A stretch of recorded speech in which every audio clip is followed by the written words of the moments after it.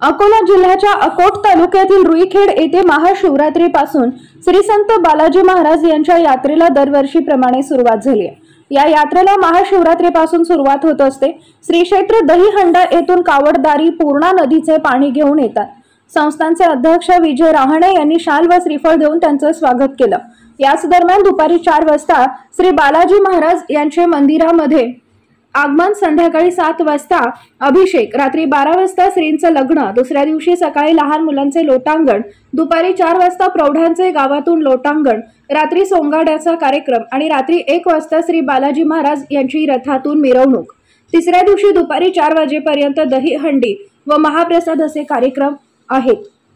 अकोट ग्रामीण पोलीस स्टेशनकडून यात्रेसाठी चोख बंदोबस्त ठेवण्यात आलाय। शिवशाही न्यूज प्रतिनिधी संजय क्षीरसागर, अकोट।